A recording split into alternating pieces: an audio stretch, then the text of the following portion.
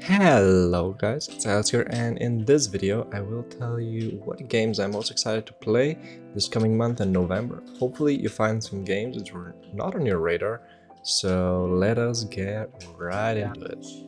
So the first game on our list is Harvestella. Harvestella is an upcoming life simulation role-playing game developed by Square Enix. It revolves around farming crops while attempting to save the world from the sudden appearance of a deadly magical plague known as Quietus.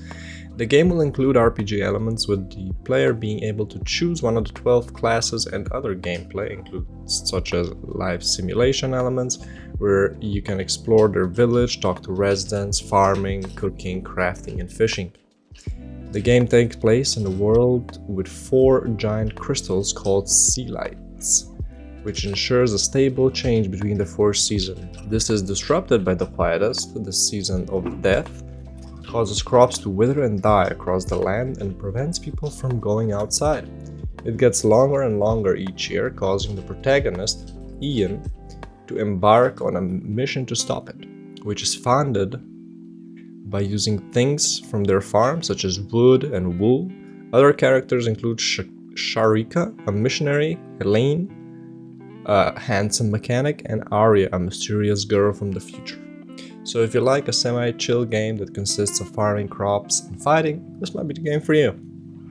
The second game on our list is God of War Ragnarok. God of War Ragnarok is going to be the sequel to the 2018 God of War game. The game will take place 3 years after the events of the first game. A great winter that spans 3 summers is drawing to a close, which will begin to prophesize Ragnarok. Kratos and Atreus begin to traverse the 9 realms to seek out means to prevent Ragnarok, while attempting to uncover answers behind Atreus' identity as Loki, god of mischief in the Norse mythology. Their journey will lead them to Tyr, the Norse god of war, who was previously believed to be dead, Thor, the Norse god of thunder, who seeks revenge for the deaths of his half-brother Baldur, and the sons Modi and Magni will be someone who will have to beat, as well as Odin, Thor's father, and the king of the Norse gods, and then an ally turned enemy Freya, who seeks revenge following the deaths of her son Baldur. Early impressions of this game look promising, and the graphic also looks great, so I think this is gonna be one hell of a game, and you will enjoy it if you enjoyed the first God of War game, which you should definitely play. The next game on their list is the Dark Pictures Anthology, The Devil in Me. This is the 4th and final installment of the Season 1 of Dark Pictures Anthology, after Man of Medan, Little Hope and House of Ashes. Personally, I enjoyed all of the games, and like earlier games, The Devil in Me features a cast of 5 playable protagonists and a multi-linear narrative influenced by player's choice. The game's decision-making scenes can significantly alter the trajectory of the plot and change the relationship between the main characters, just like in the previous games. Due to these choices, any of the 5 protagonists can die permanently, and they will in my playthrough for sure. The premise for this one is that a group of documentary filmmakers receive a mysterious call inviting them to a modern-day replica of serial killer H.H. Holmes' murder castle. As they film their latest episode, they slowly begin to realize things are not as quiet as they seem, and that they're being watched and manipulated by me. Soon enough, they discover there is much more at stake than just their ratings. Hopefully, this is as much fun as the previous games, and I personally cannot wait to fail all the button prompts and mistakenly kill everyone. Then, in November, we also have Pokémon Scarlet and Violet. Scarlet and Violet largely follows the same basic gameplay structure as the previous Pokémon games, and are set in an open world which include both urban areas and open wilderness without visual borders between the two. Unlike the previous installments though, the game introduces new starter Pokémon, 3 of them, and 2 new legendary Pokémon.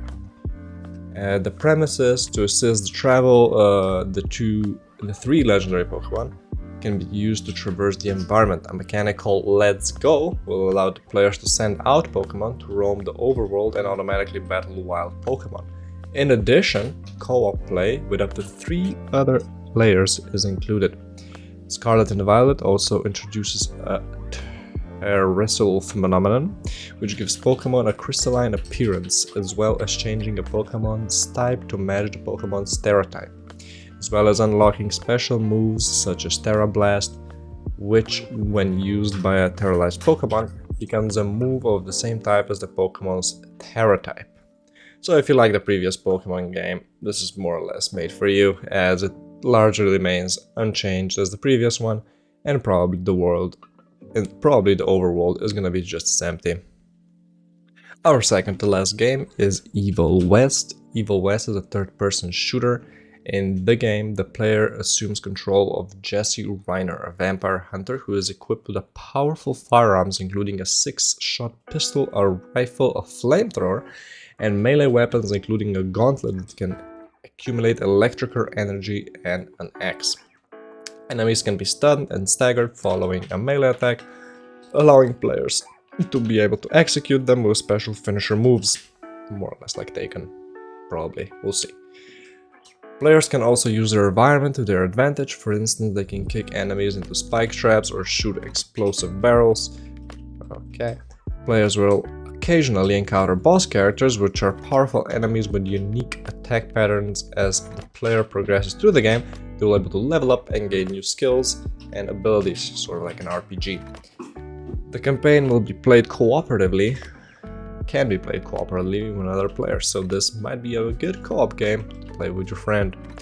So if you just like a casual third-person shooter with a lot of variety and want to kill a lot of vampires, this might be the game for you, and it looks like it's gonna be a lot of fun from the trailers and gameplays shown. And the last game on our list is Warhammer 40k Darktide.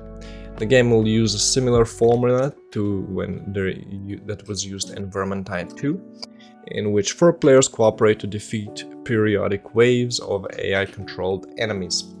Rather than a set of pre-made characters, the game will allow players to customize their own class, appearance, and gender. The 4 classes consist of Veteran, Zealot, Ogryn, and Psyker. All classes will make use of a regenerative shield. Unlike in Vermintide 2 though, multiple missions will take place in the same area, some of which will include optional secondary objectives that allow players to obtain better loot. Difficulty will be divided in 2 variables, one affecting player count and the other damage received from enemies. Progression will be split between random rewards and in-game currency that will allow purchase of weapons, probably skins, and coding system to earn weapons of your choice. Crafting will also allow players to upgrade their weapons and increase their stats. So if you enjoyed Vermintide 2 and want more of the same or similar kind of gameplay, this might be the game for you. And so this concludes the list of my most anticipated games of November 2022. And I must say that this next month is going to be a killer month for games, and I personally can't wait. So I'll see you guys in the next video. Peace!